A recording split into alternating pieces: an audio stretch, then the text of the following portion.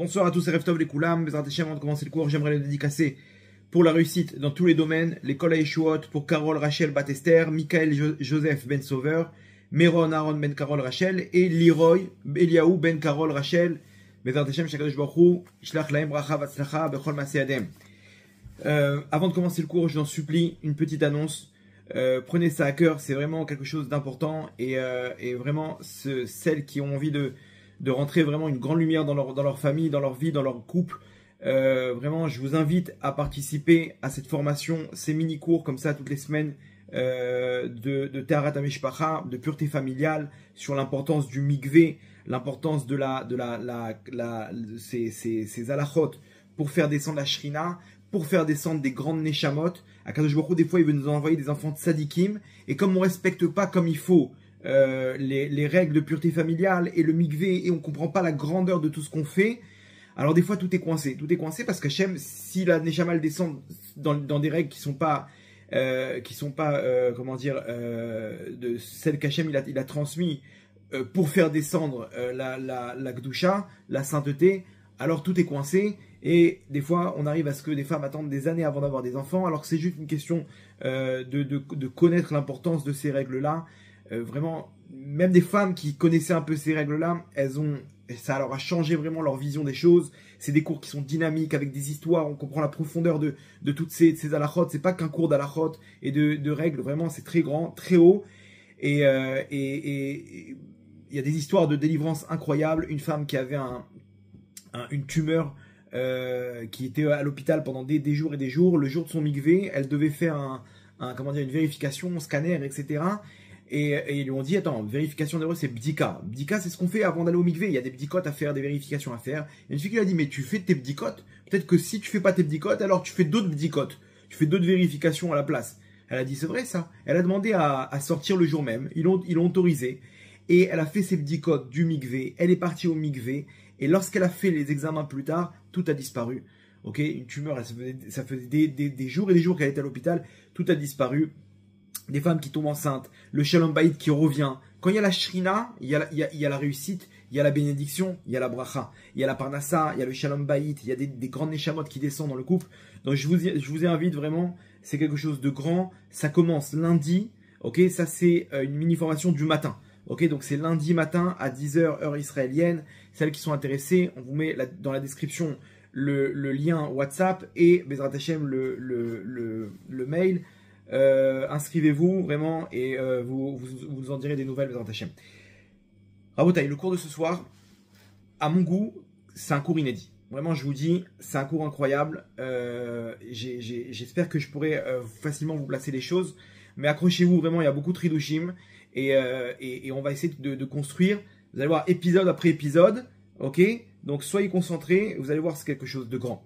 On est dans la paracha Shemini, la paracha de la mort de Nadav et Avihu. Nadav et Avihu, ce sont les enfants d'Aaron, des Gdoshim, ok, des sommités comme il n'y en a pas eu dans tout le Ham Israël. Plus haut que Moshe et Aaron. Lorsque Hachem il a dit à Moshe, je vais par mes proches, je vais me sanctifier, Moshe il était sûr qu'il parlait de lui et de Aaron. Et pourtant il a vu que c'était les enfants d'Aaron, Nadav et Avihu, des sommités. Et quand on rentre dans les psukim, on voit comment ils ont été tués. Ils sont entrés là-bas dans le Beth Amikdash et il y a un feu qui les a mangés, qui leur a enlevé la neshama. Ils sont tombés comme ça d'un coup. On comprend pas. On dit mais qu'est-ce qu'ils ont fait? Je comprends pas. Et si tu me parles de grandes personnalités, ok, qui ont une perception spirituelle très haute, comment ils se sont trompés là-bas? On nous dit ils ont approché un feu étranger sur l'autel. Comment ils ont pu faire une erreur aussi basique? C'est sûr qu'ici il nous manque quelque chose. On va essayer de comprendre ensemble. Vous allez voir que c'est pas pour rien qu'au même moment en Israël, pendant qu'on est en train de parler, se déchaîne un feu terrible, aux alentours de la région de Beth Shemesh, dans la région de Eshtaol. Eshtaol, retenez bien Eshtaol, ok. Vous allez voir que dans le Tanakh, cette région-là, il y a un sens. À côté de Beth Shemesh, et bien entendu le lien avec le pape, la mort du pape, ok, cette semaine. Au Vatican, où se trouvent au Vatican même les ustensiles sacrés du Beth Amikdash, du temple. La Ménorah, on le voit là-bas sur l'arc de triomphe de Titus. La Ménorah, on les voit rentrer avec la Ménorah. Le Misbéach lui-même, l'autel, la parochet, tous les ustensiles du Beth Amikdash, à part l'arche sainte qui est dans les souterrains en dessous du kotel.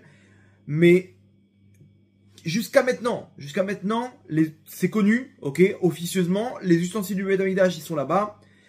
Et c'est cette semaine, dans cette parachat Shemini, qu'on apprend la mort du pape. Et au même moment, des discussions à Rome, ok, avec l'administration Trump, ok, sur le nucléaire iranien, au même moment. Maintenant, cette administration Trump, c'est une autre extrémité dans la religion chrétienne. Ce sont tous des évangélistes, ok, et à l'inverse des chrétiens du pape, eux, ils sont pro-Beth Amikdash. C'est-à-dire que eux, ils ont invité maintenant Ben Gvir, et ils parlent qu'un jour, il faudra aussi que les Juifs y reconstruisent leur temple à Jérusalem. Ils parlent du Beth Amikdash, et ils adorent Ben Gvir parce que lui, il a pas froid aux yeux par rapport à ça. Il parle du Beth Amikdash, et selon les évangélistes, il faut que les Juifs y retournent sur leur terre. Il faut qu'ils construisent leur temple. Il faut que leur Mashiach se dévoile, et là-bas, de là, il va se dévoiler leur délivrance, ok? Mais eux, ils sont pour que le Ham Israël, il retrouve sa place, avec le Beth Amikdash, ok? Ils amènent ça maintenant à leur sauce. Mais déjà, c'est complètement l'inverse du côté orthodoxe, chrétien orthodoxe, du pape, où là-bas, ils ont pris les ustensiles du Beth Amikdash. Eux, ils mettent des bâtons dans les roues, ils veulent pas de Beth Amikdash, ils veulent même pas d'Israël sur leur terre. Ok? Et là, on a l'impression, au même moment, ok, qu'il y a une passation de pouvoir entre les chrétiens orthodoxes et les évangélistes, ok?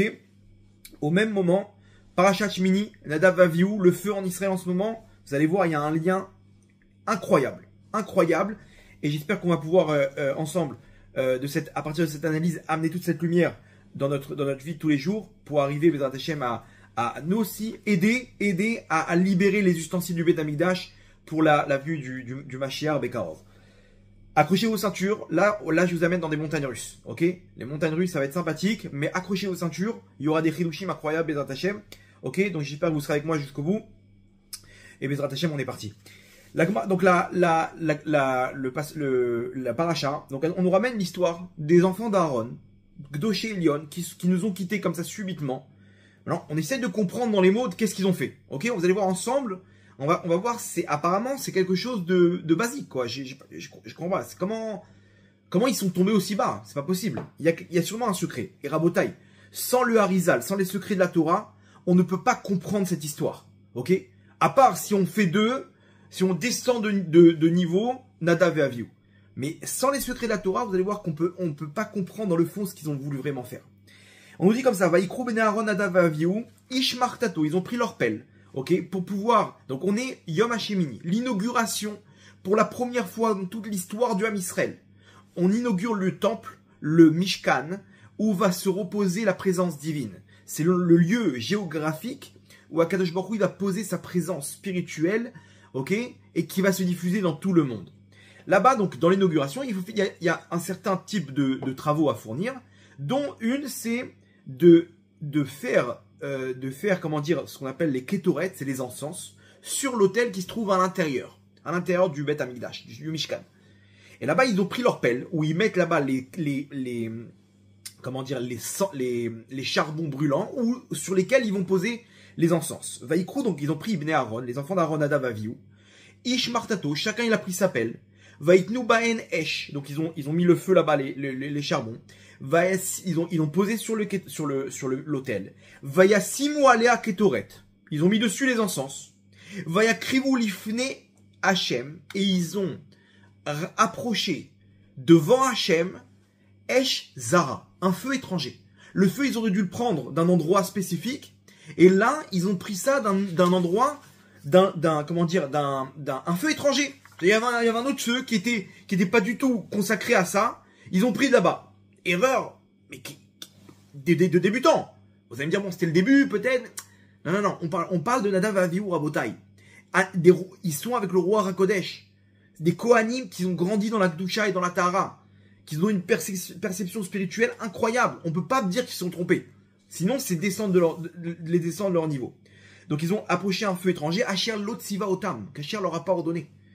Et là, qu'est-ce qui s'est passé? Vatetse Esh Milifne Hashem. vatochalotam, vayamutu, lifne Hashem. Du Kodesh à Kodashim, là où se trouve l'Arche Sainte, il y a un feu qui est sorti et qui, par le nez, leur a brûlé spirituellement leur neshama. Ok, ils sont tombés. Vayamutu, ils sont morts. Les deux d'un coup, boum, ils tombent. Imaginez-vous, événement tragique en pleine inauguration du temple. Et ils sont morts. Nous termine le passouk l'ifne Hashem, devant Hashem. C'est-à-dire qu'ils ne sont pas morts. Ils étaient face à Hashem dans leur mort. Ils n'ont pas fait quelque chose apparemment qui était contraire dans le fond à ce qu'Hachem voulait. Mais sur le plan technique, sur le papier, ils ont amené un feu qui n'était pas autorisé. Un feu étranger. Ok? Donc ça, c'est l'erreur qu'ils ont fait quand on lit les versets. Rashi lui ramène une autre explication, disant ils ont bu du vin. Attends. On parle de qui là? Ils sont fait un petit. Ils étaient dans un bistrot juste avant, ok. Ils se sont emportés. Oh mince, il faut qu'on aille à l'inauguration. On parle pas de ça. Des Kohanim, ils savent très bien qu'ils touchent pas au vin. Tu peux pas quand le mec il a bu, il peut pas se retrouver devant un travail sérieux. C'est impossible. Bon, on nous dit ils ont bu du vin, ok. On va jusqu'au bout les amis. Une autre explication, ils n'étaient pas mariés. Ils n'étaient pas mariés, donc non, parce que t'es pas marié, pourquoi comment ils se sont embrouillés là? Comment ils ont approché un peu? Tu peux pas enlever le sens du pasouk. Donc c'est-à-dire qu'il y a un lien du fait qu'ils sont pas mariés, alors ils sont arrivés à cette erreur là. Ok, on entend. Mechousre Bgadim, il leur manquait des habits, c'est-à-dire il faut qu'ils aient les 4 habits, ok, minimum, ok. Le Kohen Gadol il avait 8 habits. Les 4 habits, s'il manque un habit, c'est une faute dont la peine c'est la mort. Effectivement, apparemment, les deux, dans le vestiaire, ils se sont ratés, ils ont oublié un habit. Bizarre, c'est bizarre ça aussi. Une autre explication, là-bas il y avait la Shrina, et avec leurs yeux, ils ont profité de la lumière de la Shrina. Zanou enehem ma Shrina. Comme ça nous disent nos sages, et de là ils ont été punis. Et voilà, bon, Alpi Chassidut on dit ils étaient tellement proches d'Hachem que leur Neshama elle est sortie, ils ont vu la Shrina et leur Neshama elle est sortie, etc. Mais on ne peut pas parler ici d'un épisode tragique, ok, où ils ont été emportés par leur désir, par leur passion, il y a quelque chose de plus grand derrière tout ça, Rabotai. Et là, le Harizal, il nous dévoile le secret. Le Harizal, il nous dévoile le secret et il nous dit comme ça. Du pasouk dans Bamidbar, ok, dans Bamidbar là-bas, Perek Tet, pasouk Yud, on nous dit comme ça. Vaï anashim asherayu temeim les nefesh adam. Et voici qu'il y avait des hommes qui étaient impurs, les nefesh adam, parce qu'ils ont touché un mort. De qui on parle là-bas? Donc là on parle de Pessah. Pessah, ils n'ont pas pu faire Pessah parce qu'ils étaient impurs. Ils étaient en contact avec un mort. Pour purifier quelqu'un qui était rentré en contact avec un mort, il faut 7 jours. Maintenant, il y en a qui étaient occupés avec un mort. Avec un mort. De qui on parle? On parle des cousins de Nadav et Avihu qui sont occupés d'aller chercher les corps là-bas de Nadav et Avihu lorsqu'ils sont morts. C'était au début. C'était le 8e jour. Le 8e jour comment dire, du début de Nissan. Nissan, ça a commencé l'inauguration du temple. Le 8e jour, maintenant, c'est là-bas qu'ils sont morts Nadav et Avihu. Pessah, c'est le 15e jour. Donc 7 jours, pile, ils étaient impurs. Ils sont occupés de retirer les cadavres, les corps de Nadav et Avihu. Donc ils étaient impurs. 7 jours plus tard, c'est Pessah. Qu'est-ce qu'on fait? On peut pas faire le Korban Pessah. Ils sont venus voir Moshe et ont dit, comment fait-nous? Pourquoi nous, on va être, comment dire, endommagés par le fait qu'on s'est occupé des morts? Quoi, on peut pas nous aussi faire la mitzvah de Korban Pessah? Effectivement, Hachem, il leur a dit, vous pouvez faire Pessah Sheni. Ok, maintenant regardez ce passouk là. On nous dit quoi? Donc, comment on appelle Nadav et Avihu? Ils sont deux.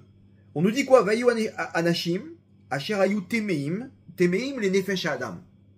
Les nefesh adam, ok, c'est du nefesh de l'homme. Attends, ils sont deux. Pourquoi tu dis le nefesh de? On peut dire ça en général, qui veut dire les deux. Mais le Harizal nous dévoile comme ça.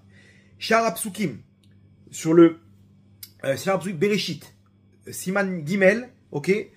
Vaïra Shoftim, il nous ramène là-bas le Harizal. Shenafsho shaladam arishon ba benadav aviu kede le taken et tachet. Écoutez bien. Vayu anashim ashirayu temeim les nefesh adam. Ils ont été temeim du nefesh de Adam arishon. Le Harizal nous dévoile à l'intérieur, il y a le remez à l'intérieur du pasouk, le Harizal nous dévoile qu'ils se sont occupés, les deux cadavres, les deux corps de Nadav et Avihu, c'est ni plus ni moins que la réincarnation du Nefesh, donc une des parties de la Neshama, de Adam Arishon. Adam Arishon, il est revenu en Gilgul, chez Nadav et Avihu, ces deux personnages, ok, pour réparer la faute de Adam Arishon à la création du monde, ok, on va y venir. Pour réparer la faute d'Adam Arishon, c'est le Nefesh qui revient en Nadav et Avihu. Donc maintenant on nous dit, ils sont occupés, ils étaient téméim, les Nefesh Adam. De quel Nefesh Adam Arishon? C'est ce Nefesh-là de Adam Arishon dont ils se sont occupés, qui était divisé en deux en Nadav et Avihu. Maintenant pour comprendre, ok, faut revenir à la création du monde. Ce qui s'est passé avec la faute d'Adam Arishon. Comment, là maintenant, vous allez comprendre que ce qu'ils ont fait à Nadav et Avihu, c'est aucun rapport avec tout ce qu'on a expliqué. C'est-à-dire quand on va comprendre la faute d'Adam Arishon, vous allez comprendre toute cette histoire des kétorettes, qu'ils ont mis un feu étranger dans les kétorettes, qu'ils ont bu du vin, qu'il leur manquait des habits, qu'ils n'étaient pas mariés. Ok, ils ont voulu réparer la faute d'Adam Arishon. Pourquoi? Parce qu'au fond d'eux, chacun il avait une partie du Nefesh Adam, du Nefesh Adam Arishon, de la Neshama d'Adam Arishon. Comme ça, il nous dévoile le Harizal. Ok. Alors, qu'est-ce qui s'est passé avec Adam Arishon? C'est quoi la faute qu'il a fait Adam Arishon? Très bien. On retourne en arrière. Ok. Je vous rentre dans la voiture de Retour vers le futur. Ok. On refait un petit retour en arrière dans un nouvel épisode. Adam Arishon, il est créé avec sa femme. Hachem, il lui dit, alors, le Harizal nous dévoile que comme je l'avais expliqué dans le cours précédent, pourquoi Hachem il a créé le monde? Pour pouvoir l'étiv imabriot, pour pouvoir faire du bien à ses créatures. C'est-à-dire que Akadosh Baruch Hu, il avait en lui les Neshamot. On était tous à l'intérieur d'Hachem, une partie d'Hachem. Et on profitait de la grandeur d'Hachem, de la lumière d'Hachem. Mais on était frustré. Comment je peux faire maintenant pour pouvoir mériter cette lumière? Quelqu'un qui reçoit tout le temps, gratuitement, à la fin, il a envie de faire quelque chose. Hachem, il nous dit, il n'y a pas de problème, je vais créer un monde où le but, ok, et Akadosh Baruch Hu, il n'a aucun intérêt de tout ça, c'est de nous faire du bien, mais cette fois-ci, on doit mériter le bien d'Hachem. Et pour ça, pour mériter, on doit être mis à l'épreuve. Le premier qui va être, donc tout ça, c'est le plan, toutes les Neshamot, elles sont regroupées en un personnage qui s'appelle Adam Arishon, le premier homme. Avant ça, Kadosh Baruch Hu, pour pouvoir créer la notion de mal, la notion d'obscurité, il a fait un défaut dans la fabrication du monde. Parce que tout ce que Hachem il fait, ça doit être parfait. Donc Hachem il a fait un défaut de fabrication, c'est fait exprès. Où il a fait descendre les étincelles qu'on doit aller chercher, ok, dans ce qu'on appelle la Jvirat Hakelim, ok, la cassure des vases. Là-bas, il a mis trop de lumière dans un réceptacle. Le réceptacle, il a explosé. Et les étincelles, donc qui sont aussi des étincelles de lumière, ils sont descendus dans les mondes d'en bas. Et donc, les mondes d'en bas, donc c'est une lumière qui n'est pas à sa place. Ok? De là naît la notion de mal. C'est quoi le mal? C'est une lumière qui n'est pas à sa place. Toutes les épreuves qu'on a, on se trouve dans une épreuve, dans une situation obscure, dans quelque chose qu'on va juger comme quelque chose, comme du mal. Là, ce que tu vis, c'est quelque chose de positif ou de négatif.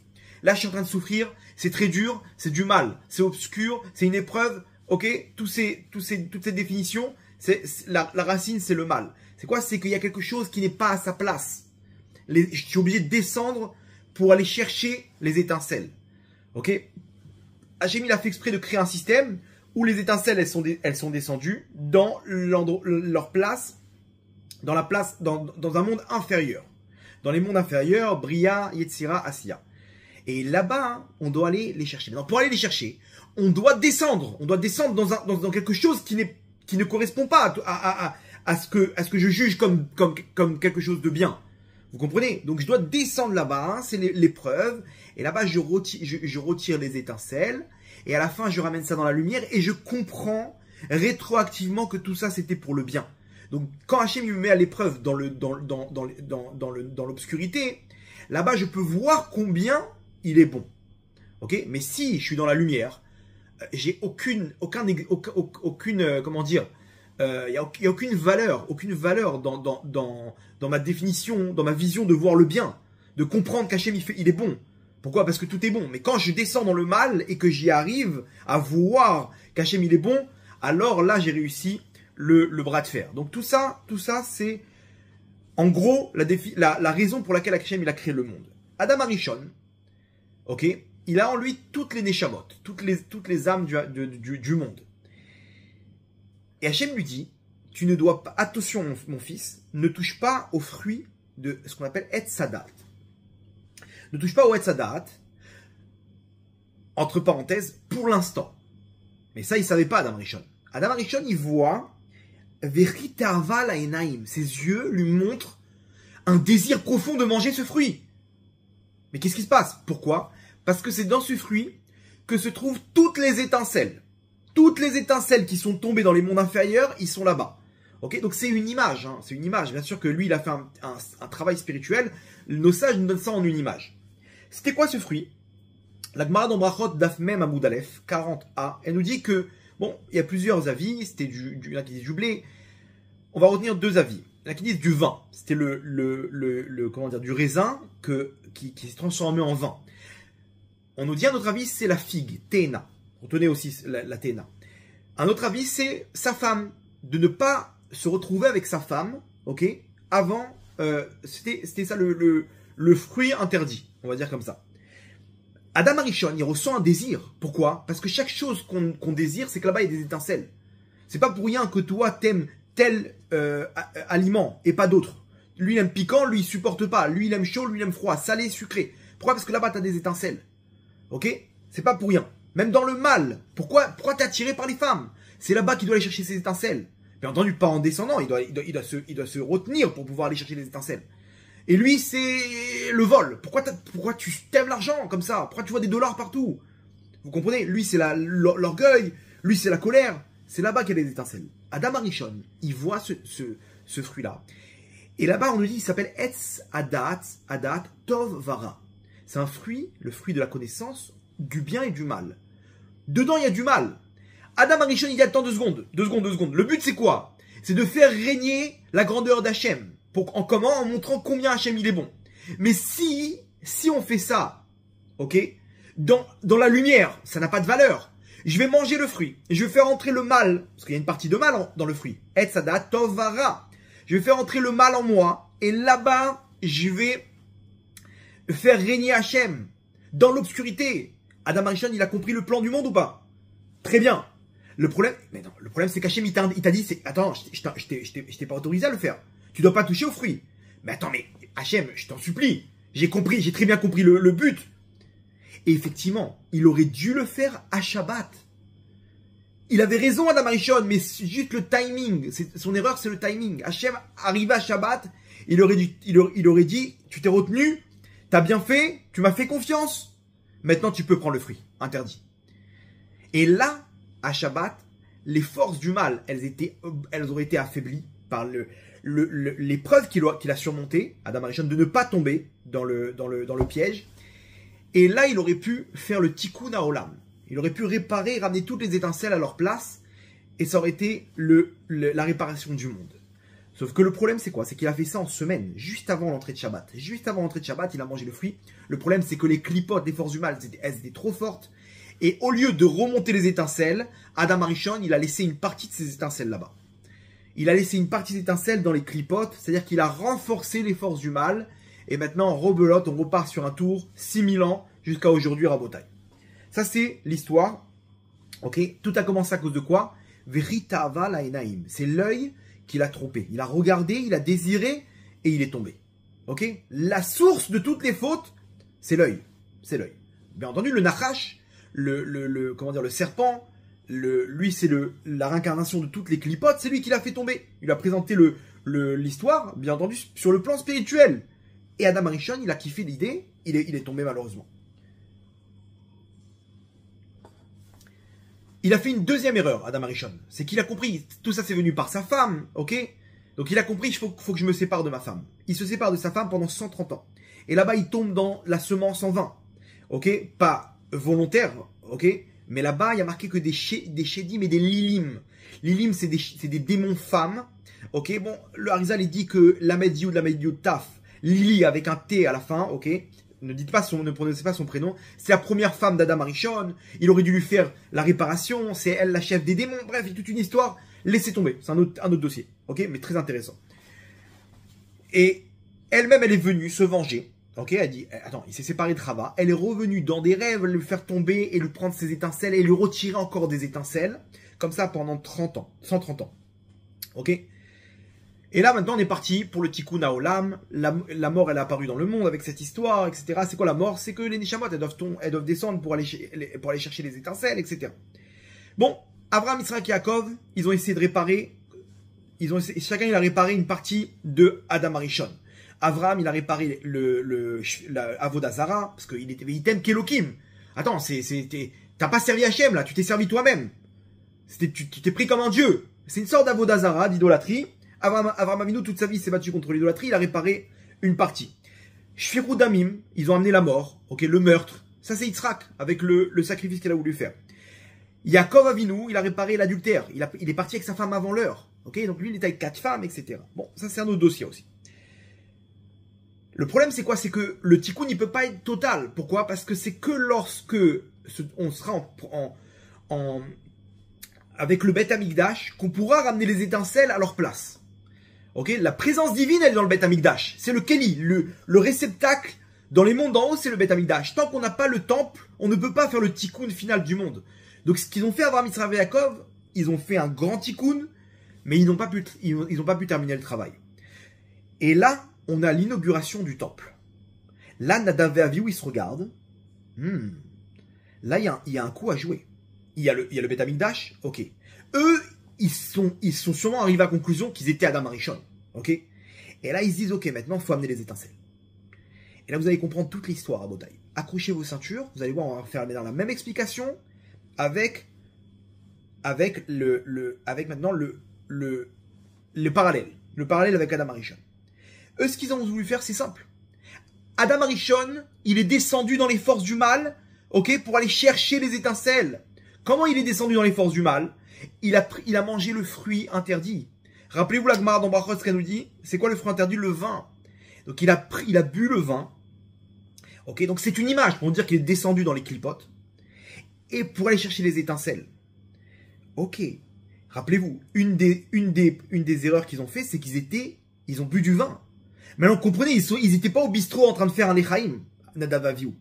Quand on dit ils ont bu du vin, ils étaient saouls, c'est-à-dire qu'ils sont descendus là-bas dans le même point qu'est descendu Adam Arishon dans les clipotes.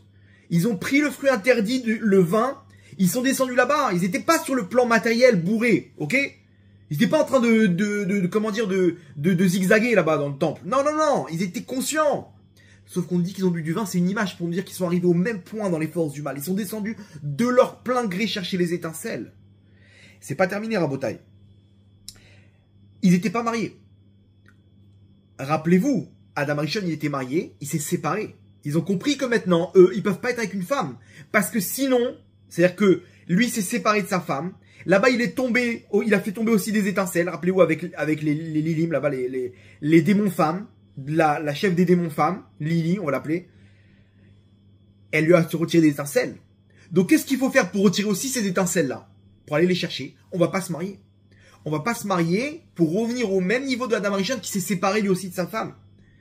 Mais Rousreb Gadim, pourquoi il leur manquait des habits? Adam Arishon, il avait des habits avec Rava?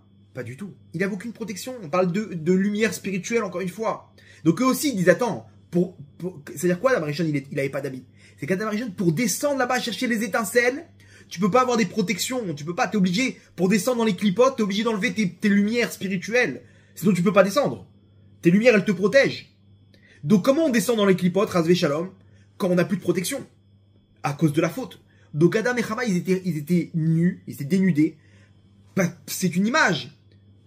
C'est pas pour dire qu'ils n'avaient pas honte, machin. Non, c'est une image de la Torah pour nous dire qu'ils voulaient descendre, chercher les étincelles. Et pour ça, ils ont enlevé leurs habits spirituels. L'habit spirituel du Beth Amikdash, au Beth Amikdash, c'est quoi? C'est les 4 habits du Kohen. Et le Kohen Gadol, 8. Ils ont enlevé exprès certains habits pour pouvoir descendre. Rabotai, rappelez-vous Adam Arishon, où tout a commencé. Vechita ava la enaim, à cause de l'œil. Qu'est-ce qu'ils ont fait, d'Adam et Avihu? Ils ont levé leurs yeux, ok, ils ont utilisé leurs yeux pour reprendre les étincelles là-bas, et ils ont profité de la Shrina. La Shrina qui se trouvait en galoute là-bas dans les forces du mal. Ok, ils ont utilisé leurs yeux, pareil, comme il a fait Adam Arishon. Adam Arishon, il a utilisé ses yeux spirituels pour voir où se trouvaient les étincelles, où se trouvait la Shrina là-bas, la présence divine pour aller la retirer. Ok, donc on parle de grandes personnalités. Et une fois qu'ils sont descendus, qu'ils ont pris toutes les étincelles, on fait quoi maintenant? Il faut remonter. Et ça, c'est le plus dangereux.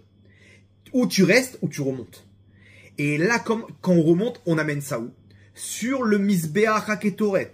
Le Mizbeach HaKetoret, l'autel, c'est là, ceux qui connaissent le sod des Ketoret, des Pitoum HaKetoret, qu'on dit avant la Tfila, on le dit, pourquoi? Parce que là-bas, dans les 11 Semamanim, dans les 11, les herbes des encens, on fait monter les 10 étincelles et leur mekifim, on les fait monter des clipotes. C'est-à-dire que les Ketoret, ils ont une force pour faire monter les étincelles des forces du mal.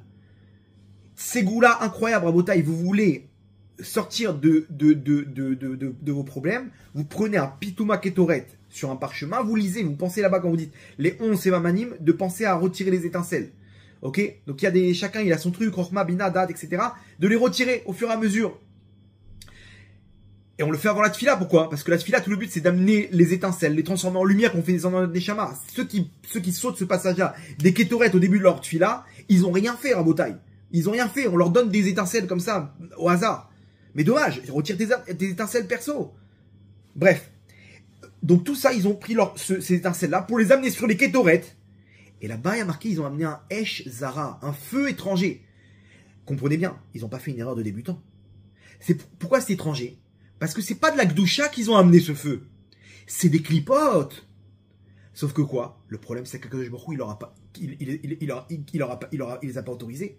Ou du moins, c'était pas le moment. Qu'est-ce que vous faites maintenant? Alors bien sûr, rappelez-vous, ils sont morts l'Ifne Hachem, devant Hachem. Ce qu'ils ont fait une opération immensément grande, ils ont fait monter avec leur Neshama des étincelles. Les clipotes, ils les ont massacrés, ils les ont retirés. Mais eux, ils ont quand même réussi à monter avec leur Neshama avec une partie des étincelles. Ils ont réussi une partie du travail. Mais ils ont pas terminé le travail. Et la preuve, c'est quoi? C'est qu'ils n'ont pas fait ça de leur vivant, leur corps, il est tombé. Ils ont fait ça, c'est que leur Neshama qui a pu monter une partie des étincelles. Une autre partie des étincelles qui était dans leur corps, il est resté. Donc il n'y a qu'une partie, la plus spirituelle, qu'ils ont réussi à sauver là-bas de faire monter dans la Kedusha. La partie, on va dire, Chitsonite, la partie extérieure des étincelles, le gouffre, lui, il est resté. Il est tombé. Donc ils ont réussi partiellement, ok, à monter les étincelles. Ils n'ont pas fini le travail, ok. Mais là, on comprend l'histoire. Vous avez vu comment c'est incroyable? Rabotai, c'est juste incroyable. Quand on lit la paracha maintenant, vous voyez qu'on parle pas qu'ils étaient bourrés, vous voyez pas qu'ils ont fait une erreur là-bas de « Oh, attends mec, t'as pris quel feu là ?» Je sais pas, il y avait un mec qui avait une clope, là, je lui ai demandé du feu. Mais non, il faut... Comprenez qu'on n'est pas dans une bande dessinée. On parle de sommité. Adam Arishon, il n'est pas comme ça, il était devant un arbre et tiens, ça a l'air bon ce raisin là. Non, on parle de choses immensément grandes, des lumières, on parle de lumière à Botaï. On parle du tikkun haolam, de descendre chercher les étincelles. Entre parenthèses, qu'on fait chacun d'entre nous. Quand on descend sur terre, c'est pour aller chercher nos étincelles. Toutes les épreuves, c'est pour aller chercher les étincelles. Et là-bas, avec notre émouna, nos prières, nos mitzvot, en se séparant des avérotes, on retire les étincelles. Ok. On avance Rabotaï. Et là, je vous ramène dans ma voiture de retour vers le futur. On va faire un saut dans le temps. Il faut terminer le travail. Donc Nadav et Avihu, Adam Arishon, ok, qui revient à Nadav et Avihu, il n'a pas réussi à terminer le travail, il va revenir. Nadav et Avihu, ils vont revenir, écoutez bien. Sefer Alikutim, le Harizal, toujours le Harizal, Vayechi, donc sur le Passouk, Yehidan Nachash. Il y a un Passouk qui nous dit comme ça, donc sur le Passouk que Dan, il était à l'image du Nachash. Le Nachash dans les forces du mal, le serpent dans les forces du bien, pardon. Il y a le serpent dans les forces du mal, et il y a le serpent de la Kedusha dans les forces du bien. C'était Dan. De Dan, dans la tribu de Dan, c'est là-bas qu'Hachem il va continuer le travail. Il y a un pasouk dans Shoftim qui dit comme ça. Vaishlach Hachem et Yerubaal, ve'et Bedan, ve'et Yiftach, ve'et Shmuel. 4 personnalités, 4 Shoftim, juges du Ham Israël. Ok? Yerubaal, Bedan, Yiftach et Shmuel. On va s'arrêter, le Harizal il s'arrête sur Bedan. La Gemara nous dit c'est qui Bedan? La Gemara dans Rosh Hashanah. Bedan nous dit c'est Shimshon. Et là le Harizal nous dévoile le sod. Attends, si c'est Shimshon, pourquoi tu l'appelles Bedan? Pour dire qu'il descend de la tribu de Dan. D'accord. Mais il s'appelle Shimshon. On a besoin d'une Gemara pour nous décrire que c'est Shimshon. C'est quoi l'histoire? Non, le Harizal nous dit, c'est pas pour rien qu'on l'a écrit, on l'appelle Bedan. Bedan, quand vous retournez les lettres, c'est les lettres de Nadav. Et le Harizal nous dévoile, Nadav et Avihu, ils vont revenir en Shimshon à Gibor. Shimshon, ce guerrier, cette force de la nature, ok? Nadav et Avihu. Alors non, vous allez me dire, attends 2 secondes, Bedan, c'est que Nadav. Nachon. Le Zohar, il dit là-bas, le Zohar Haremot, Dafnun Zain Amoudbet, il dit que quand on dit Nadav, c'est parce que Nadav c'était le principal des deux. Mais le Zohar nous dit que Shneem Ayou Trepalga Degoufa. Nadav et Avihu, c'était une demi-neshama.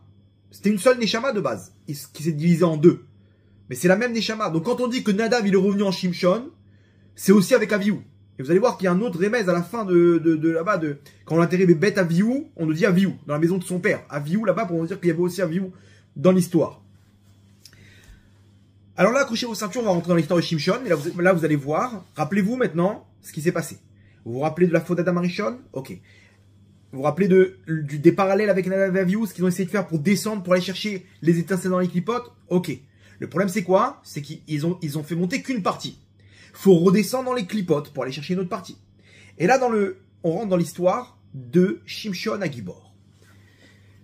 Shimshon à Gibor, c'est une histoire incroyable. Incroyable, vous allez voir, a priori, on comprend pas. On dit, attends, mais Shimshon, c'était quelqu'un qui aimait les femmes. Il allait chez les goyotes pélishtites, ok? Il allait chez les Philistines là-bas, des prostituées. Il était avec les cheveux longs, fort. Et c'était 20 ans et c'est le juge d'Israël. C'était le leader spirituel du Ham Israël. Mais quel rapport? On nous parle on comprend rien. Apparemment, on voit un mec, je sais pas, qui a l'air loin d'être spirituel. Il se bat avec des lions, il se bat avec des Pélistines tout seul. Qu'est-ce qui se passe là? Et on nous dit qu'il avait le roi Hakodesh, il avait l'esprit divin. Donc Rabotai, encore une fois, j'en supplie, ne regardez pas la Torah comme une bande dessinée. Ok? Vous allez voir maintenant, on va expliquer tout ça avec les secrets de la Torah, le même fil conducteur. C'est parti. Donc déjà, l'ange qui dévoile aux parents de Shimshon, vous allez avoir un enfant. Pendant des années, ils n'ont pas réussi à avoir d'enfant. Vous allez avoir un enfant qui va commencer la délivrance du Ham Israël. La délivrance du Ham Israël, c'est la Malchut d'Hachem. C'est quand toutes les étincelles vont revenir, il va commencer. Et ce qui va terminer le travail, c'est la suite de l'épisode. Maintenant, l'ange leur dit une chose. Attention, cet enfant-là ne doit pas boire de vin. Pourquoi? Il est nazir. Nazir, c'est une gdusha, ça c'est sur le plan, comment dire, simple, quoi, du sens simple de la Torah. Ok, il était nazir, il ne doit pas boire de vin. Maintenant, sur le plan des secrets de la Torah, pourquoi il ne doit pas boire de vin? Parce qu'attention, Adam Arishon, il est descendu là-bas dans les clipotes, il a bu du vin, ok? Très bien. Nadav et Avihu, ils ont bu du vin pour descendre aussi. L'ange, attention, il ne doit pas descendre de lui-même dans les clipotes. Il ne doit pas descendre là-bas, il ne doit pas boire de vin. Le vin, c'est la faute d'Adam Arishon, c'est l'image, ok, si vous avez bien compris, de la descente spirituelle pour aller chercher les étincelles. Ne va pas boire de vin. Ok, très bien. On nous dit Shimshon, entre parenthèses, c'est Prinat Mashiach. Shemesh, c'est le soleil. Le soleil, c'est la lumière. Il doit aller chercher les étincelles dans l'obscurité pour les amener dans la lumière. Non, c'est pas le Shemesh, c'est un petit Shemesh, c'est un petit soleil. Shimshon, ok, quand on rajoute le on à la fin d'un mot en hébreu, c'est-à-dire que c'est une petit. Shemesh, Shimshon, un petit soleil. Gag, Gagon. Ok, Gag, c'est un toit. Gagon, c'est un petit toit. D'une voiture, par exemple, c'est un Gagon, là, t'as tes bagages dessus. Très bien. Et donc, voilà, regardez l'histoire. Il était très, très kadosh, donc elle a accouché sa mère d'un enfant, et elle a appelé Shimshon. Vaïgdal Anahar, Vaïvarechu Hashem. Il a grandi, et Hashem l'a béni. Il avait beaucoup de qualités. Vatachel Ruach Hashem. Les Pa'amo Bemachanedan. Et il a commencé à voir le Ruach HaKodesh. Il avait avec lui Hashem. Et là, écoutez bien, accrochez-vous bien, rappelez-vous au tout début du cours, je vous ai dit, c'est pas pour rien que le feu se déclenche dans quelle région? À côté de Beth-Shemesh, de Eshtaol. Et on nous dit où est-ce qu'il se trouve, Shimshon, Ben Tsar'a ou Ben Eshtaol. La région de Dan, où se trouve Shimshon, c'est la région de Eshtaol. Vous allez voir, c'est pas pour rien. Hachem, il nous parle à travers cette histoire de Shimshon. Et là, Shimshon, naturellement, parce que rappelez-vous, c'est le Gilgoul de Nadav et Avihu, il ressent le désir de descendre, chercher les étincelles. Pas par l'intermédiaire du vin, mais par l'intermédiaire, vous vous rappelez, selon les secrets de la Torah, le fruit interdit, c'était quoi? C'était la femme. Lui va chercher l'étincelle chez la femme. Mais alors, les étincelles qui restent, c'est les étincelles les plus dures à aller chercher. C'est pas les étincelles les plus spirituelles qu'ils ont montées à Nadav et Avihu. C'est les étincelles chitsonites, les plus grossières, les plus dures à aller chercher. Elles se trouvent où? Chez les Pélishtim. Chez les Pélishtim, et vous allez voir à Gaza. À Gaza, c'est le fief des clipotes, là-bas, c'est là où il y a toute la Touma du monde. Vous voyez ce qui s'est passé le 7 octobre. D'où ça vient. Ok. Et là, on nous dit quoi? Vayered Shimshon Timnata. Vayered, il descend. Vayar Isha Betimnata Mibdot Pelishim. Et il voit une femme. Qu'est-ce qu'il utilise? Les yeux. Rappelez-vous, c'est avec les yeux qu'il est tombé, Adam Rishon. Et là, pareil, il utilise ses yeux. Et il voit chez cette femme les étincelles. Donc, sur le plan, le sens simple, il était attiré par elle. Mais sur le plan spirituel, il n'était pas attiré par elle parce qu'il avait une envie animale. C'est qu'il y avait quelque chose de spirituel chez cette femme-là. Et il remonte, il raconte à son père qu'il a pris pour femme, et ensuite le Rambam il dit qu'il l'a converti, etc. Vayomer Shimshon El Aviv, Ota Kachli, prends-la moi comme femme. Qui yashra be'enai, car elle est droite à mes yeux. Encore une fois, à mes yeux. C'est quoi cette histoire de les yeux là? La Gemara nous dit, écoutez bien l'histoire. Va vive veimo lo yadu ki me Hashem. Et son père et sa mère, ils comprenaient pas. Ils disaient, mais qu'est-ce que t'as besoin d'aller chercher des femmes là-bas, des Pélishtim? Il te manque des femmes là, on va te présenter des femmes de Gdolé Ador, de prophètes. Qu'est-ce qui t'arrive à aller chercher des femmes comme ça? Et là, regardez le passouk, ce qu'il nous dit. Son père et sa mère ne savaient pas que tout ça, ça venait d'Hachem. C'est Hachem qui l'a poussé à descendre chercher les étincelles. Et écoutez bien. Ki tohana ou mevakesh mi Pelishtim. Tohana, c'est le terme de te'ava, de désir. Maintenant, tohana, c'est aussi Téna. Téna, c'est quoi? La figue. Et là, on nous dit, parce que c'est la figue, c'est le fruit interdit qui est là-bas. Il va pas chercher le côté yaïn. Le côté yaïn, on n'est pas là-bas. Là-bas, c'est Nadav et Avihu et Adam Rishon. Lui, il va dans le côté Téna. Dans le côté Téna, là-bas de la figue et de la femme, c'est là-bas qu'il va chercher les étincelles. Mais, Vayered, il descend. Ok? Ubaetaï, Pelishtim, Moshlim et Israël. À ce moment-là, c'est les Pelishtim qui gouvernent en Israël. C'est-à-dire que c'est eux qui ont le contrôle. C'est les clipotes. Bref, je vous passe l'histoire avec le lion. Ok? Vayered, Vaidaber, Laïcha, Vatishar, Be'aine, Shimshon. Encore une fois, elle est droite à ses yeux. Il la prend comme femme. Là-bas, il y a toute une histoire avec les Bgadim, avec les habits. Ok? Avec les Pelishtim, où il est massacre là-bas à Ashkelon. Il leur récupère les Khalitzot, là-bas, les Khalifot, là-bas, les tenues. Pourquoi? Les habits qu'ils ont perdu, Nadav et Avihu, il leur manquait des habits. Adam Rishon, il lui manquait des habits. Donc il y a une histoire, un épisode avec les habits. Je vous passe tous les détails. Ok? Et là on nous dit comme ça. Vayeler Shimshon Azata. Vayar Sham Isha Zona. Il descend encore plus, encore une fois, à Gaza, chez les Pelishtim et chez une prostituée. Et là-bas il continue. Vayavo Elea, il l'a converti, bien entendu, comme dit le Rambam, il la prend comme femme. Là-bas, ils n'en peuvent plus de lui, ils veulent le tuer, ils démontent les portes de Gaza. Une histoire incroyable. C'est la deuxième femme. Il n'a pas terminé avec ça. Et là, nous dit le pasouk. Et après tout ça, il est tombé fou amoureux. Ok, donc encore une fois. Donc lui, il a récupéré les étincelles chez la première, deuxième femme. La troisième femme, où il doit récupérer les étincelles, le pasouk nous dit il est tombé amoureux. C'est-à-dire que le désir, il était très très grand. Ça, c'est sur le sens simple, ok? Pour les histoires de la Bible, ok, très bien. Mais nous, maintenant, vous avez compris. Quand il y a un désir, c'est qu'il y a des grosses étincelles. Quand il y a un désir de Vayehav, le passouk nous décrit qu'il est tombé amoureux d'une femme, ok, on parle d'un Gdosh Elion. C'est que là-bas, il y avait encore des plus grandes étincelles. Et regardez bien. Donc, Vayehav Isha Benachal Sorek. Ushma Delila. Son nom, c'est Dlila. Dalila, ok, Samson et Dalila en français, d'accord. Dalila. Nous dit le Harizal, Dalila, c'est les mêmes lettres que Lili. Sauf que le He, vous savez qu'on peut le changer avec le Taf. Donc quand vous, Dalila, Lila, vous changez le He par le Taf, ça fait Lili et le T. Rappelez-vous l'histoire de cette Lili qui a pris là-bas les étincelles de Adam Arishon, la reine des démons. Elle revient en tant que Dalila. Et là, Shimshon, il tombe amoureux d'elle parce qu'il voit les étincelles, les dernières étincelles. Elles sont chez elle. Shimshon, il a fait les 2 tiers du travail. Il lui manque 1 tiers. Va Tomer Pilishtim, Alecha Shimshon. Bref, je vous passe l'histoire. Là-bas, il va jusqu'à. Elle arrive à lui couper les cheveux, il perd sa force. Et les clipotes, ils lui sautent dessus.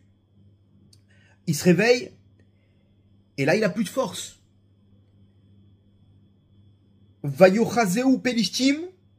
Les Pelishtim, il attrape, donc c'est les clipotes qui l'attrapent. Là, maintenant, il est descendu. Il a pris les étincelles, parce qu'il était marié avec elle. Il a réussi à la convertir.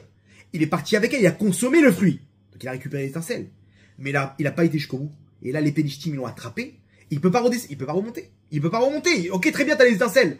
Ramène-les dans le Beth Amikdash. Continue, Shimshon, finis le travail. Amène la Géoula. Il attrape, Vayochazeu Pelishtim. Vaïnakru et Enav.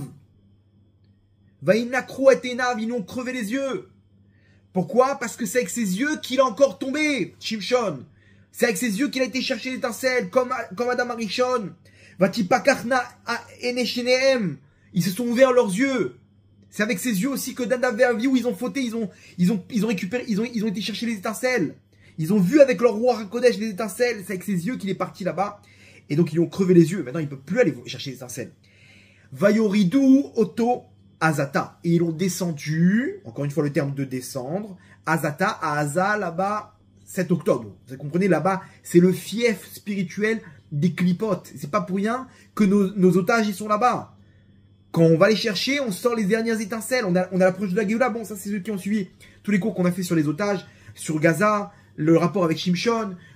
Pourquoi aujourd'hui, c'est ceux qui sont là-bas, c'est les Palestiniens. Bizarrement, ça ressemble aux Pelishtim. C'est des clipotes, ok?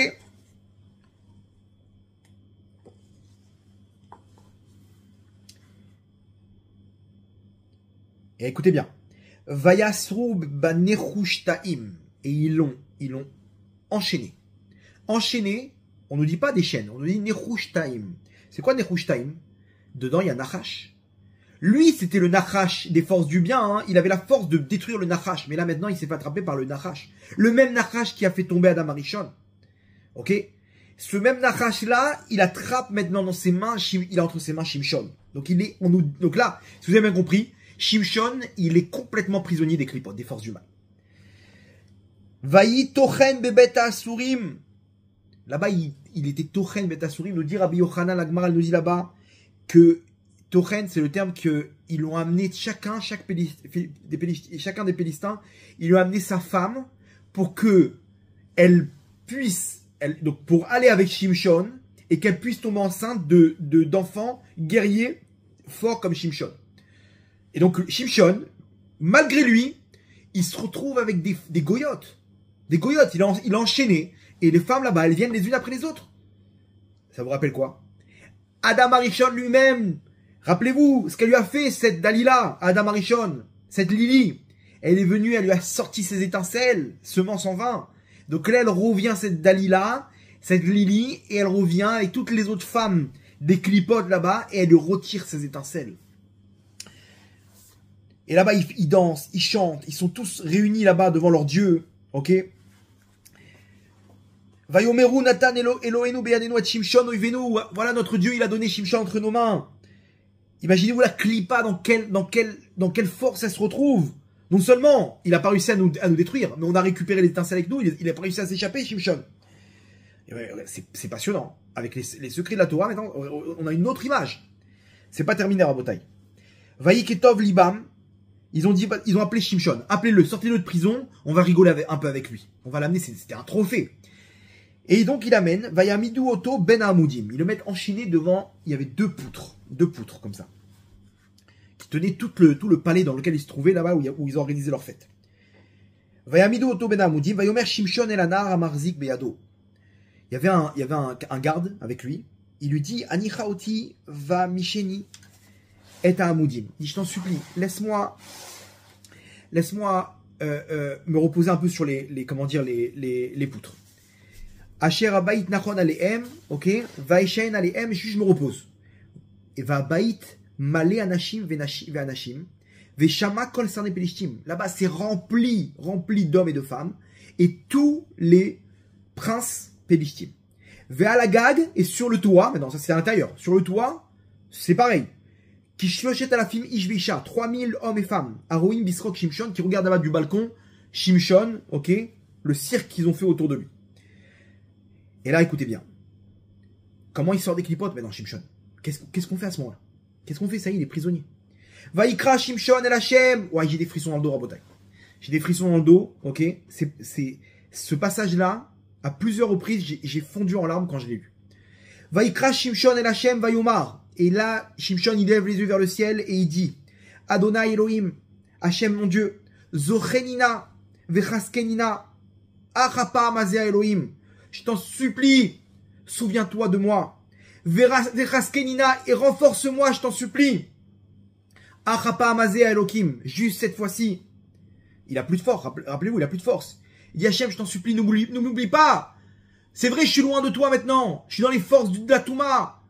Mais rappelle-toi de moi. Toi, de là où tu es dans les forces du bien, dans la Gdusha tout en haut. Rappelle-toi de ce que j'ai voulu faire pour ta Shrina. Donne-moi une dernière fois des forces. Juste une fois, Hachem. Une dernière fois. Veinakman et kamachat mishterinai mi pelishtim. Et je me vengerai. Une vengeance de mes yeux qui l'ont aveuglé des pelishtim. Là, Shimshon, il fait une demande à Hachem. Hachem, je t'en supplie. Ils m'ont crevé les yeux. Ok, ils m'ont aveuglé. Cette souffrance qu'il a eue par rapport à ce qu'il a voulu faire pour aller chercher les étincelles. En haut, Shimshon, il va recevoir un salaire immensément grand dans les mondes d'en haut. Shimshon, il lui dit, Hachem, je te donne l'équivalent du salaire d'un œil. Un œil. Et en échange, tu réponds à ma prière. Et tu me sors des clipotes. À quoi ça sert d'avoir tout le salaire dans les mondes d'en haut si tu peux pas sortir des clipotes? Donc là, c'est pas grave. Il donne une partie de son salaire, une partie d'un œil, de mes deux yeux, un œil, je te laisse. Un œil, tu me donnes le salaire dans ce monde-là. Et là, Hachem, il lui envoie une lumière. Il se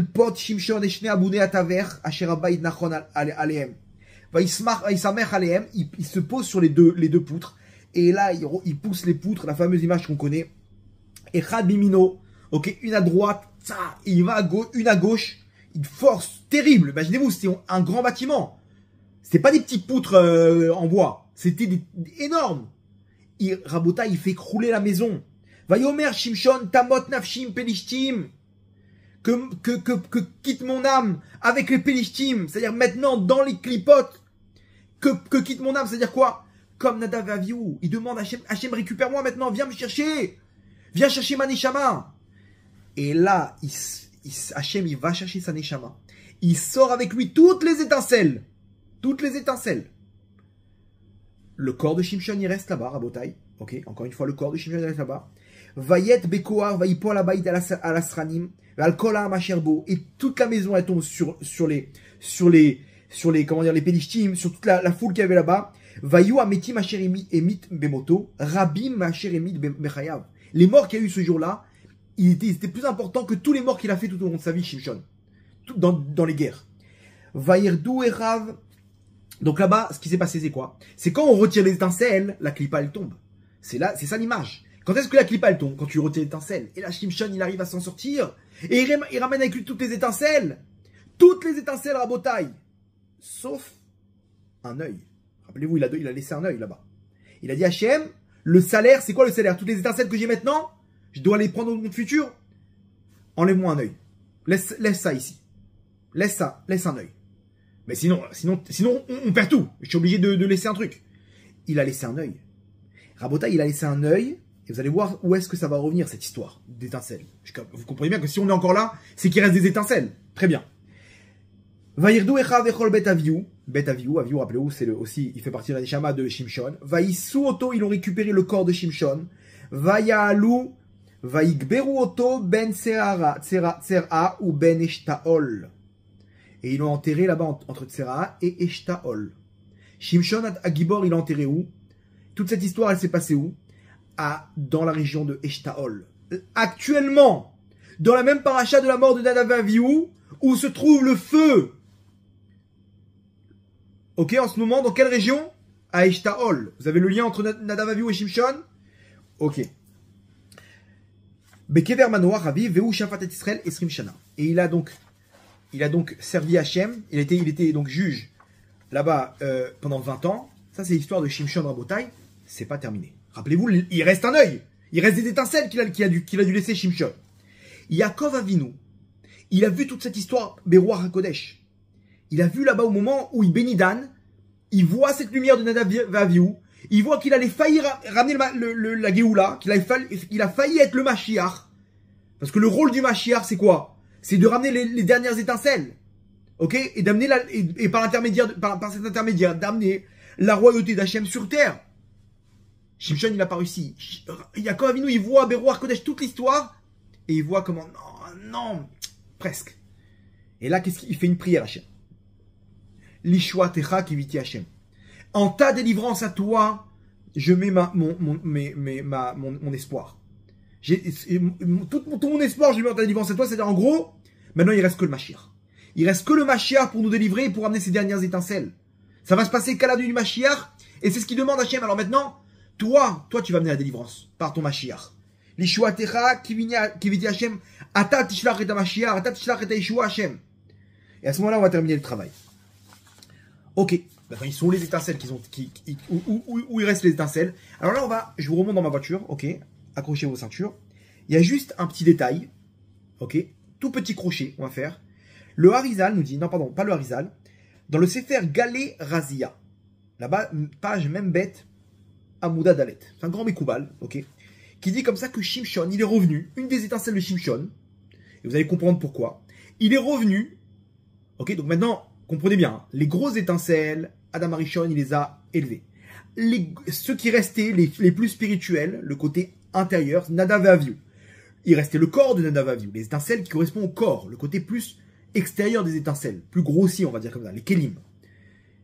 Ça, c'est Shimshon. Shimshon, il est descendu vraiment il a pas travaillé dans le temple comme Nadav et Avihu, lui. Lui, il était pas dans le Beth Amikdash. Il est descendu dans les clipotes, ok? Dans le gouffre même. Très bien. Là, il reste encore des étincelles. Donc maintenant, il reste les étincelles les plus grossières, les plus dures à aller chercher. Shimshon, une des étincelles de Shimshon, nous dit donc le Galé Razia, elles vont revenir dans la Neshama du roi Koresh. Koresh, c'est le fils de Esther, ok, qui était le roi de la Perse, qui a permis la construction du Beth Amikdash, du deuxième temple, ok. Donc lui, Shimshon, il continue à influencer la Géoula dans un autre personnage, ok, de l'intérieur des forces du mal, là-bas de Perse, de Koresh, pour construire le Beth Amikdash, ok.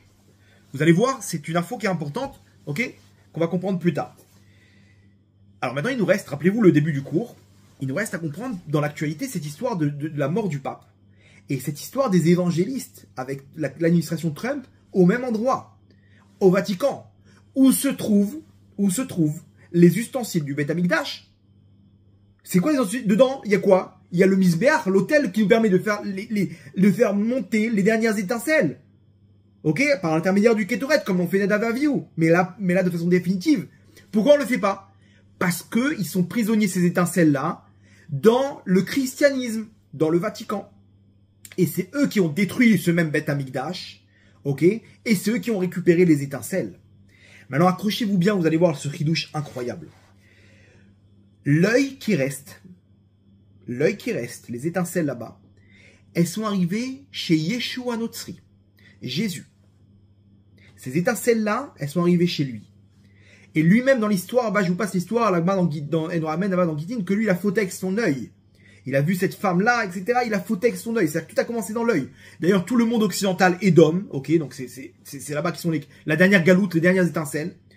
C'est quoi les fautes? Ça commence par quoi? Par l'œil. Tout commence avec l'œil. avec la société de consommation. C'est là-bas qu'on faute, Rabotaï. Tu regardes, tu as envie, les théavotes, les désirs, les femmes, et ils ont créé l'élément qu'il faut pour te nourrir ton œil. Quoi? La télévision d'abord. Ok. Au début c'était le théâtre, le cinéma, etc. Après c'est la télé, et après c'est l'écran de plus en plus petit, et ils t'ont mis ça dans ta poche, et ils t'amènent tout ce que tu peux voir au monde. Putain, mais je peux pas voir toutes les folies de la terre, tous les délires de la terre. Si t'inquiète pas, on va t'amener tout ça dans un petit objet. Comment tu vas faire ça? T'inquiète pas, t'inquiète pas. Et chacun aujourd'hui, moi je suis avec un téléphone sans internet, mais on est tous avec ce petit écran. Et la faute, elle commence avec l'œil. Pourquoi t'es attiré par les femmes, toi? Bah parce que t'as vu des femmes dans les séries télé, dans les films, ok? À l'époque, tes grands-parents, ils savaient pas c'était quoi une femme, des formes de femmes. Ils ont découvert ça à leur mariage.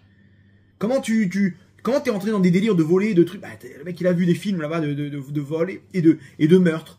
Ça donne des idées, ok? Ça commence par l'œil. Alors écoutez bien. Rabbi Yehuda Ptaya, Alav Shalom, grand Mekoubal de la dernière génération, élève du Harizal, dans son livre Minchat Yehuda, écoutez bien le chidouche. Il dit comme ça que le Ish Amegadef, je cite, Veraiti Bachalom, et j'ai vu dans un rêve, qui Ishamit Sriazé, alors,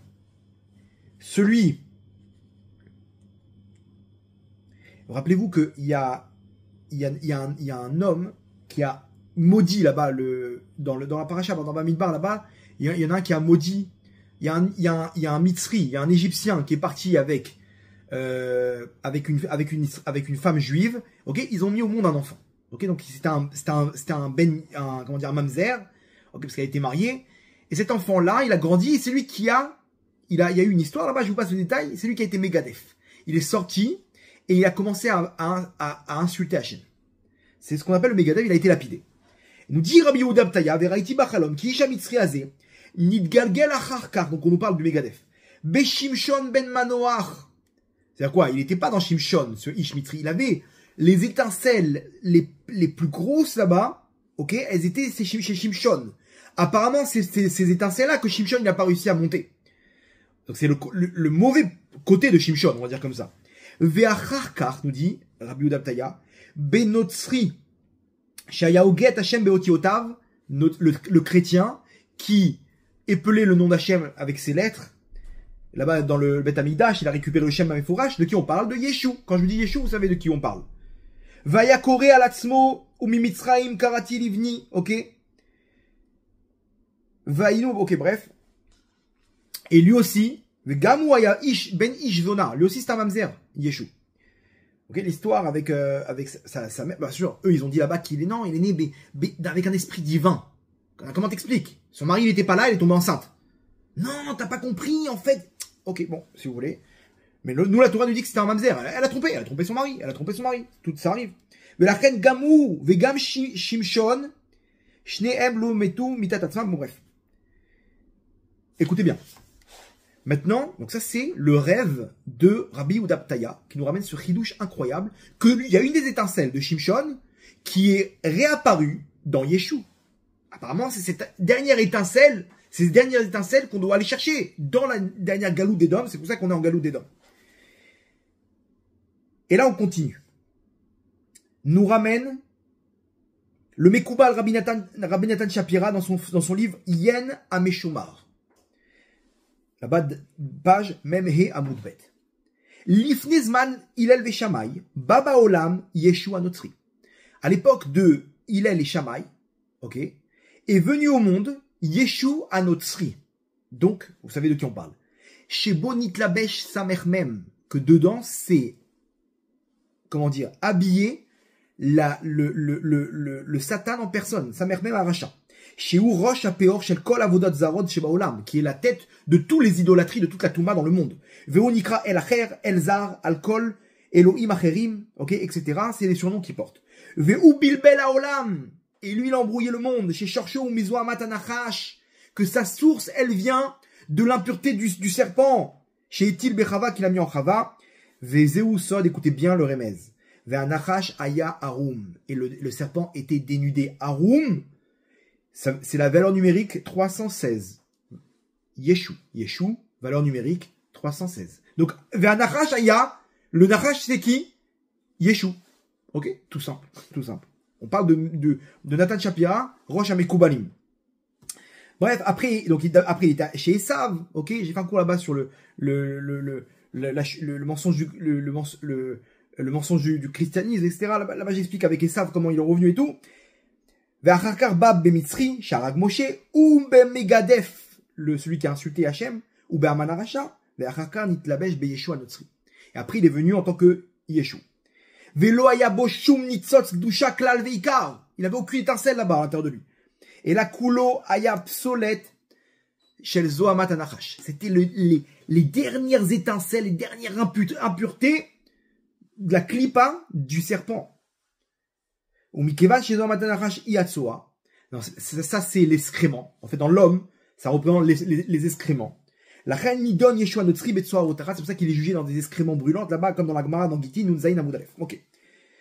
Bon, Veazid Gaber à sa mère même, là-bas, non, il avait les dernières étincelles, le sa mère même. Donc là-bas, il a pris le contrôle du monde, il a été Mishtolel, etc. Mais dans le Rabbi Chaim Vital, élève du Harizal, pareil. Sefer Gilgulim, à la fin du Perek Samer Zain, il nous dit, Yeshua Notzri, Utashlum Zohamat Anachash. C'est Yeshua, c'est la dernière klipa du serpent. Noamad Nefesh Shel Caïn, de Caïn là-bas, ok, dont appartenait, de Shoresh Caïn, dans le bon côté de Caïn, Shimshon, Nadav Avihu, etc. Ok, Sheitzoa Harona, c'est la dernière excrément, etc. Bref, Vezeu Rachetevot, Venokev Shem Hashem, Nokev Shem Hashem, vous prenez les initiales, Vav de Venokem, Shem Shin, Hashem, Yud Kevavke, le Yud, Yeshu. Ok? Voilà l'histoire. Donc, le Samer même, il est venu en Yeshu. Il a fait descendre toutes les impuretés. Il a l'étincelle qu'il faut à Botaï. Et après, il est venu en tant que Romi, en tant que Edom. Et donc, nous, pour aller chercher ces étincelles, on doit descendre en Galoute, la dernière Galoute, la Galoute de Edom. Et eux, ils détruisent le Beth Amikdash. Ils récupèrent les ustensiles, qui sont en fait l'image que tant que c'est chez nous ces étincelles-là, vous ne pourrez pas récupérer vos étincelles et arriver à la Géoula. Et donc, bizarrement, les Kelim, les ustensiles du Beth Amikdash, sacrés du Beth Amikdash, ils sont au Vatican. Pourquoi? Parce que c'est la matérialisation de tout ce que je vous ai expliqué jusqu'à maintenant, des étincelles qui sont là-bas. Maintenant, on répond à la question. Nous quitte le Rosh Haklipot, le pape, qui est donc le représentant spirituel de la chrétienté. Après, avec sa mort, pendant la paracha de Shemini, où là-bas on nous raconte l'histoire cachée de ce qu'ils ont voulu récupérer les étincelles. Et le feu, Hachem nous fait référence, le feu qui est en train en ce moment même en Israël, dans la région de Eshtaol, où se trouve là-bas Shimshon, qui est le feu des clipotes, qui veut manger là-bas les dernières étincelles qui se trouvent chez Shimshon. Là-bas, au même moment, au Vatican, nous quitte le Rosh Haklipot. Au même moment. Pour nous dire quoi? Que maintenant, les clipotes, elles sont en train de tomber. Si c'est au même moment, c'est pas pour rien, Rabotai, parce que il y a des papes, il y en a plein des papes qui sont partis. Si ça tombe au même moment, où on a un point commun entre Nadav Avihu, entre Shimshon, et avec la région de Eshtaol, dans l'actualité, et au même moment, dans la même semaine, la mort du pape, c'est pour nous dire que, spirituellement, la Neshama de Nadav Avihu, et de Shimshon, ils sont en train de se battre dans le feu des clipotes en Israël, dans la Doucha, pour amener l'étincelle. Et la preuve, c'est que le chef des clipotes, il tombe. C'est pas terminé. Quel rapport l'administration Trump au même moment? Alors, il faut savoir à Botaï que Trump, lui, il va reconstruire le Beth Amikdash. Il y en a beaucoup qui disent que c'est l'étincelle de Koresh. Ah, Koresh. Rappelez-vous ce petit détour avec Koresh. Koresh fait qui? Il a une étincelle de Shimshon, il a construit le Beth Amikdash. Il revient, ok, théoriquement, en tant que Trump, et là, il récupère, il dit, ok, maintenant, ça suffit, cette étincelle, elle passe chez moi. Et moi, je vais la rendre aux Yehudim, aux Juifs. Et là, il y a une passation de pouvoir. Au même moment, les évangélistes qui détiennent le pouvoir aujourd'hui dans le monde, dans Edom, c'est eux qui prennent le contrôle et ils récupèrent les étincelles, ok, du pape, qui se trouve au Vatican. Au même moment, c'est pas pour rien qu'ils sont là au même moment. Ceux qui parlent aujourd'hui de l'administration de Trump, qui détiennent le contrôle du monde et qui veulent une chose, la reconstruction du Beth Amikdash. C'est pas des étincelles de Koresh, ça? C'est pas Meler Paras maintenant, le Meler Haolam qui va reconstruire le Beth Amikdash. Et il va aller jusqu'au bout, Rabotai. Parce que c'est ce qu'il croit. Hachem, il leur a mis un délire de croire qu'il faut que les Juifs aient reconstruit leur temple. L'inverse complètement des chrétiens orthodoxes. Complètement inversé. Vous croyez pourquoi ils sont au même moment à Rome? Passation de pouvoir à Botaï. L'autre, il perd la truc. Et là, on monte de niveau. Les étincelles, elles passent chez les évangélistes. Et eux, ils vont transmettre ça au Mashiach qui va se dévoiler. C'est une question de temps, Rabotai. C'est une question de temps, si vous avez bien compris maintenant le déroulement. Vous avez vu, Rabotai, qu'est-ce qu'elle est belle notre Torah, mais j'ai des frissons dans le dos, regardez comment tout se met en place. Mais quel rapport un feu à Eshtaol? Quel rapport un feu à Eshtaol? Dans la région de Shimshon. Hachem, il veut qu'on soit Mechaber maintenant, qu'on réunisse les pièces du puzzle. Shimshon, ok, les clipotes, le feu qui veut manger les dernières étincelles de Shimshon, avec ce qui se passe dans la paracha de cette semaine, avec ce qui se passe en ce moment même au Vatican. Et au Vatican même, c'est là-bas que se trouve le Misbar Raketoret, Rabotai. C'est incroyable, incroyable. Tout ça jusqu'à Shavuot, Rabotai, Shavuot. J'ai raconté ce tzaddik qui m'avait raconté qu'il avait vu une vision où il voyait la croix de Yeshua, ok, qui se transforme en Kamatz. Kamatz, ok, c'est la ponctuation qu'il y a sur le Shem Hashem du Keter. Le Keter, c'est la couronne. Le Keter, c'est la Pnimiou de Beth Amikdash. C'est que de là-bas, on va de la chrétienté, on va arriver à la délivrance du Ham Israël, à la Malchut d'Hachem. Ça, c'est le Kamatz Rabotai. Et bizarrement, à Shavuot, on ramène le Keter. Toutes les lumières de l'année, c'est Shavuot, la lumière du Keter. Pessar, c'est Chochma, bon bref, Chesed, etc. Gvura, Rosh Hashanah. Keter, c'est quoi? Shavuot. Shavuot, c'est le Keter à Boutaï. Là-bas, on va terminer le travail. Ok. Donc, ça, c'est les Kelim du Beth Amikdash. Il est temps maintenant de libérer les Kelim du Beth Amikdash, d'aller chercher l'étincelle. Ça, c'est sur le plan global du Ham Israël. Qu'est-ce qu'on est en train de, selon l'interprétation, ok, c'est ce qu'on est en train d'aller chercher. Alors, sur le plan individuel, il faut que nous aussi, on sorte du feu. Nous aussi, on est ce Shimshon là-bas, emprisonné dans les clipotes, Rabotai. Venons, on sort nos étincelles. Comme Shimshon, on sort. Shimshon, il est coincé dans le feu. Sa dernière étincelle, elle est coincée dans le feu. Nous aussi, on est coincé dans les clipotes, dans les théavotes de ce monde-là de Edom. Lui, il trompe sa femme. Lui, il est dans le Zera Levatala. Elle est dans ses délires là-bas de mini-jupe. Et lui, il travaille Shabbat. Oh, il se passe quoi là? Arrêtez avec votre galop d'Edom. Sortez de cette galop d'Edom. Mais Kvod Arav, c'est trop dur. T'es quoi, t'es enchaîné? Je suis enchaîné? Mais oui. Alors qu'est-ce qu'on fait? Qu'est-ce qu'on fait, Rabotai? Comme Shimshon, Rabotai. On ne prie pas les clipotes. Et là-bas, qu'est-ce qu'il a fait enchaîner? Vaikra Shimshon el Hashem, Vayomar Hashem Elokim. Zochenina vechaskenina. Achapa amazé. À Elokim. Juste cette fois-ci, Hashem, sauve-moi des clipotes. Je veux ramener mes étincelles, moi aussi. Fais tchouva. Sors de là-bas. Sors de toute cette société de consommation. Sors du feu des clipotes, de la terva, du désir.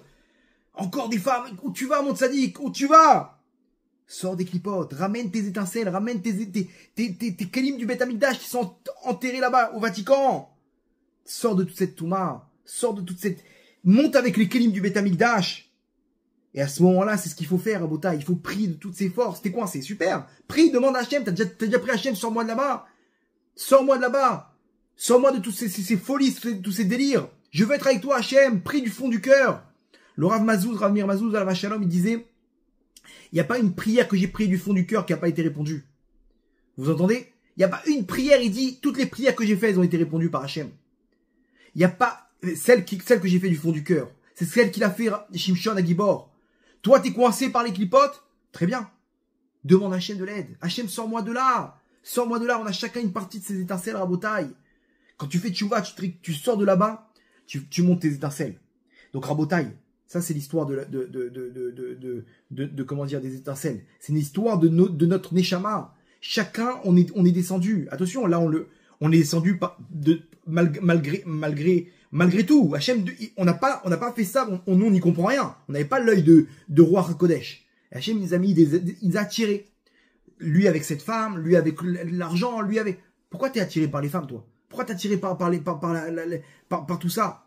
Parce qu'il y a tes étincelles là-bas. Ok, t'es tombé. Ah bah relève-toi, fais tchouva. Allez mon tzaddik, allez ma tzaddika. C'est le moment, on peut finir le travail. On est face aux derniers instants de la galoute, Rabotai. Il faut qu'on y arrive. Et on y va, on lève les yeux vers le ciel. Encore une idée des doutes, Hachem, sors-moi de là. Hachem, je veux faire tchouva, je veux être avec toi. Je veux revenir dans la Gdusha. Et là, on ramène nos étincelles. Et là, on ramène la Géoula, Be'achamim, Rabotai. Ça, c'est l'histoire du cours de ce soir. Ok, j'espère que le voyage il était pas trop, comment dire, il n'y avait pas trop de trous d'air, ok. Mais là, je vous ramène chez vous. On va atterrir gentiment. Et on va finir avec une petite histoire de Tantachem. Mon beau-frère Ravigal Cohen Solal, il m'a raconté une histoire que son père, dont son père a été témoin. Une histoire incroyable de un chassid Chabad, avec lequel son père était très proche, Rabbi Amram, tzaddik, très proche du Rabbi, qui habitait aux États-Unis. Et un jour là-bas aux États-Unis, il y a eu une visite de Rav Kadouri. Le Rav Kadouri, à la Vachalon, le grand Mekoubal, le roi HaKodesh, il est venu le visiter. Et il est venu faire une visite aux États-Unis et ils lui ont demandé, écoute, peut-être que tu peux l'accueillir, etc. On a besoin d'une maison. Lui, avec plaisir, moi je vais accueillir le Rav. Il a accueilli le Rav et là-bas, il a reçu les gens, le Rav Kadouri. Et à la fin de la soirée, le Rav, il raconte, le Rav Kadouri, il était mchun toute la soirée. Il faisait la tête toute la soirée. Non, c'est bizarre. Il y a quelque chose qui le dérangeait. Apparemment, il y a quelque chose qui le dérangeait. Ils essaient de voir, etc. Bon. Et c'était limite gênant, quoi. Bon bref, il finit la soirée et il demande, le Rav Kadouri, il demande à ce que ce Rabbi Amram il vienne avec sa femme et tous ses enfants. Baruch Hashem, 14 enfants il avait à l'époque. Et bon, ils comprennent pas. Et il vient les uns après les autres, il ferme les yeux et il commence à prier et les bénir. Il passe, fait une bracha générale. Non, il s'arrête les uns après les autres, lui, après sa femme, et il fait des brachot comme ça pendant quelques secondes. Et chaque enfant, les uns après les autres. Bon, non, il a peut-être voulu remercier. Mais tu remercies, tu fais une bracha au propriétaire. T'as pas besoin de prendre les uns après les autres. 14 enfants. Les uns après les autres à Botaï. Quelques jours plus tard, en plein Shabbat, vous savez, aux États-Unis, les maisons, elles sont en bois. Il y a eu sur les nérodes de Shabbat là-bas, il y a un feu qui a commencé et la maison, elle a commencé à brûler. Comment dire, les murs de la maison, ils ont commencé à brûler, à s'enflammer. Il se réveille, il avait avec lui, donc sa femme, ses 14 enfants et son neveu. Il réveille son neveu qui était adolescent. Il le réveille, il lui dit vite, lève-toi, il y a le feu. Son neveu, il se réveille, ok, et il va chercher les enfants les uns après les autres. Sa femme, elle sort, il prend 2 enfants par 2 enfants comme ça, et il sort. Maintenant, c'est une question de secondes, de minutes, avant que la fumée, elle était déjà là. Les flammes, après, tu peux plus sortir. Et lui, il rentre 2, 4, 6, 3, il sort ses enfants les uns après les autres. Et les pompiers, ils sont là, à Botaï. Jusqu'à qu'à un moment, la maison entière, elle est pleine de feu. Il lui reste 4 enfants à sortir. Les pompiers, il l'attrape et lui dit, monsieur, vous pouvez plus rentrer. Si vous rentrez, vous sortez plus. Ça y est, c'est terminé, c'est terminé. Qu'est-ce que vous faites? Qu'est-ce que vous faites à sa place? Écoutez bien. Il s'est battu avec les pompiers, à coups de poing, et eux, ils l'empêchaient, vous allez mourir. Laissez-moi passer. Il s'est battu avec 2 pompiers. Il les a mis KO. Un homme, pour sauver ses enfants, avec adrénaline, il est capable de tout, Rabotaï. Il les a mis KO, il rentre à l'intérieur. Et il refait 2 allers-retours miraculeux. Et il sort ses enfants. Malheureusement, il se rend compte que son neveu, il n'est pas sorti. Non, son neveu, il était réveillé. Il était où? Je sais pas, il s'est endormi, etc. C'est le seul qui est mort dans cet épisode tragique. Et il a sauvé ses 14 enfants et sa femme. Rabotaï. D'un coup, ils ont compris l'histoire. Le Rav Kadouri, il avait vu dans cette maison qu'il allait avoir un feu. Il a vu qu'il y avait quelque chose de grand, de fort et de mauvais, malheureusement. Et qu'est-ce qu'il a fait de tout son... C'est pour ça qu'il était pas bien. Et qu'est-ce qu'il a fait? Il a dit, attends, il reste plus que la prière. Et il a commencé à prier, Hachem, je t'en supplie, sauve-les. Et il a fait des brachas à chacun d'entre eux. Le seul à qui il n'a pas fait une bracha, c'était le neveu, il n'était pas là, le neveu. Et les 14, et lui et sa femme, ils ont été sauvés. Malheureusement, le neveu, il n'a pas été sauvé à Botaï. Plus tard, il est venu voir le Rav Kadouri pour le remercier. Et le Rav Kadouri, lorsqu'il a vu, il s'est levé en train de danser. Il était tellement joyeux pour lui, il s'est dit, ça y est, il y a un décret. Et il dit, quoi, t'es encore là, il était tellement content de le voir. Rabotaï, ça c'est l'histoire. Mais pour nous, l'histoire, c'est la même. Nous, on est là dans le feu, et malheureusement, il faut se réveiller. On est dans le feu des clipotes, de toute cette Touma. Et il faut sortir nos étincelles de là-bas, les uns après les autres. Sors tes enfants, c'est des étincelles. Sors-les les uns après les autres. Ah, mais qu'est-ce qu'on fait? C'est dur. Alors t'inquiète pas, il y a le Rav Kadouri qui prie. À toi aussi de prier. Prie, Hachem, sauve-les mes étincelles. Je veux pas revenir en Gilgoul, je veux sortir de tout ça, je veux les amener dans la Gdoucha. Je veux les amener sur le Misbéar. Je veux amener les Ketoret, les encens jusqu'à toi, Hachem, dans la Gdoucha. Et là, à ce moment-là, c'est la Géoula Rabotaï. La Géoula privée et la Géoula pour tout l'homme Israël qu'on attend avec impatience. Amen, Amen.